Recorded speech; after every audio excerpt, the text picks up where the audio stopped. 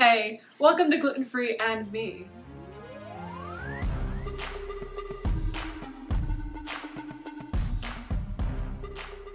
Today we're going to try a flourless brownie. I don't know about you, but flourless cakes, brownies, whatever, that's always typically the go-to when you're gluten-free. I've only really had a flourless chocolate cake before. It's been pretty good. But I found this recipe that I'm going to modify for flourless brownies. I'm really excited to try it. So this recipe is really simple and it calls for only a few ingredients. What we're going to do is we're going to take a chocolate bar and chop it up. Any chocolate you want you can use. I'm using a Trader Joe's dark chocolate with hazelnuts. I've never had before, but it should be good.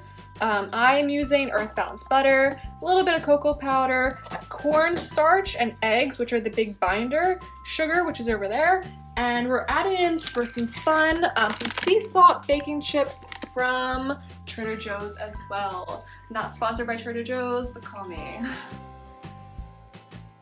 Before you start baking, make sure to preheat your oven to 350 degrees. So the first thing I'm going to do is I'm going to take my giant chocolate bar and chop it up into little pieces, and then we're going to melt it on the stove with the butter, which we'll get to later.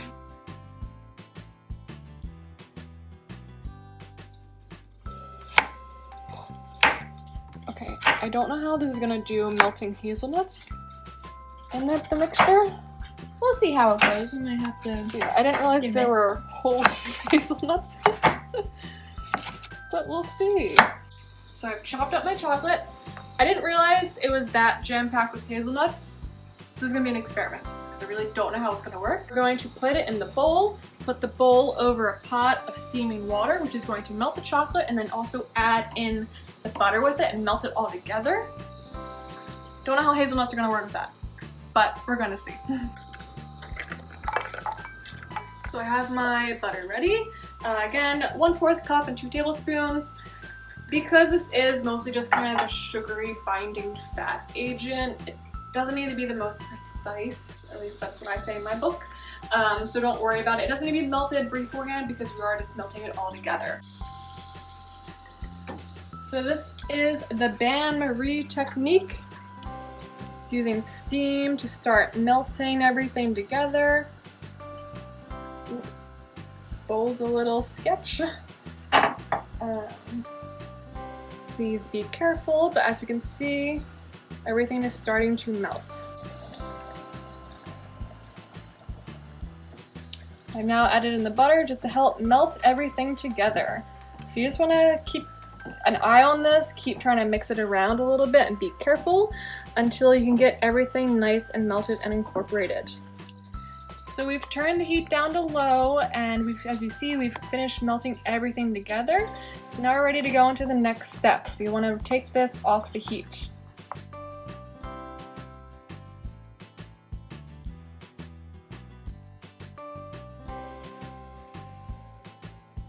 After you've removed your chocolate from the stove and the heat, you're going to get together 3/4 cups of sugar. Alright, with minor complications, we have poured in the chocolate into the bowl, and now I'm going to pour in the sugar, and then we're going to whisk it together.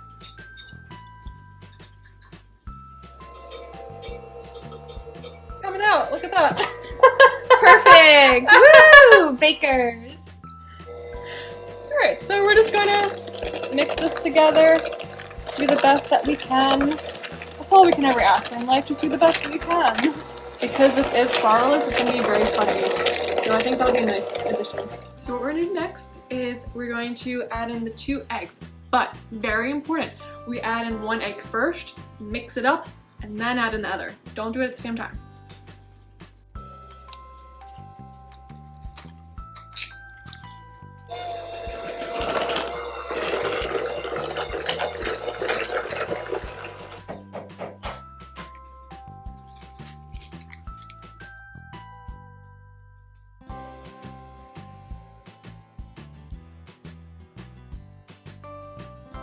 Now that we've added our eggs, the batter's actually gotten much thicker already. If you can see that, it looks great. I'm very surprised the hazelnuts are staying strong. So next, the last thing we're gonna do is we're going to mix in the cornstarch and some cocoa powder and then some extra chocolate chips for fun. So for the cornstarch, we're adding in 3 tablespoons. And then the cocoa powder is 2 tablespoons. So let's have some fun. Last thing we're gonna do is we're going to mix this for a while. You always want to mix brownie batter for as long as you want if you want it to be really, really thick. So definitely at least 3 minutes, even longer. Just feel it with your heart.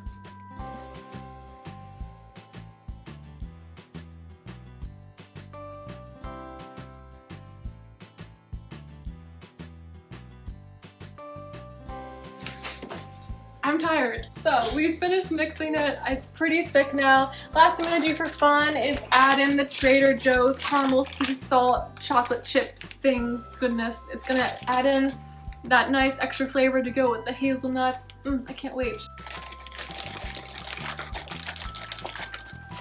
I'm just going to fold in the chocolate chips.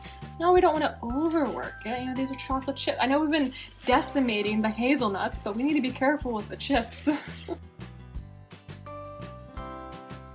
after buttering your pan, you're just going to go in and start pouring in the mixture.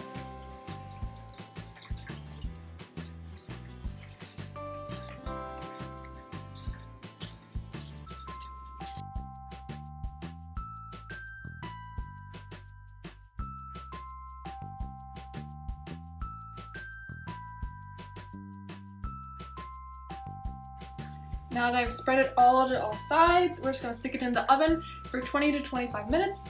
So you want to keep an eye on it. Poke it with a toothpick or a fork in the middle, make sure it comes out clean.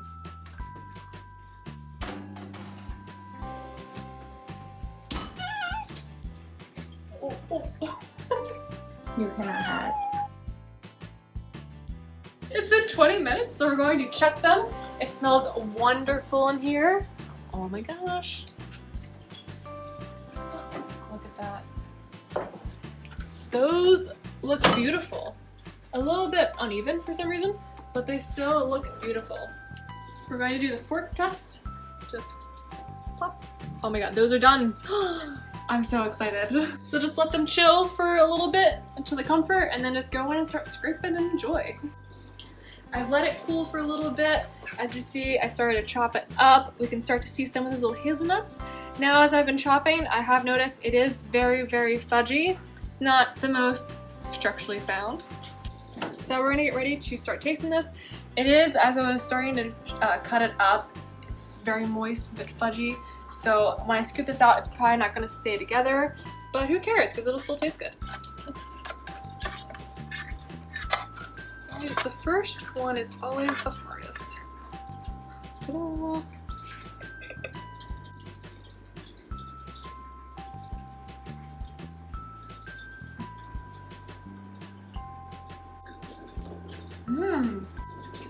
I hit a hazelnut, and the hazelnut was very toasted because it's been baked. Ooh.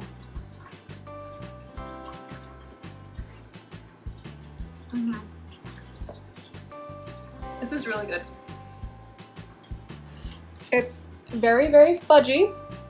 I like it a lot. Sometimes when I make brownies, I find that it's a very oily texture.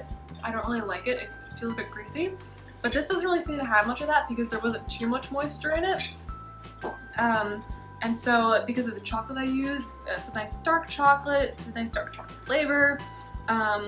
It's nice and chewy, which is always great. And then the hazelnut obviously adds in a great taste. So I found the sea salt chocolate chips, caramel. They added a nice taste too.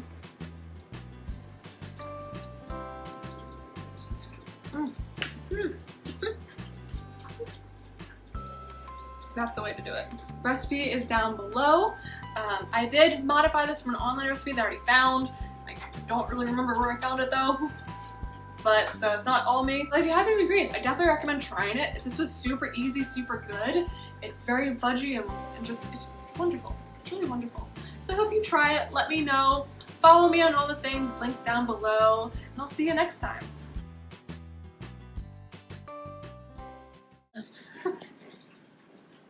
You good? Juno, you cannot have. It's chocolate and nuts.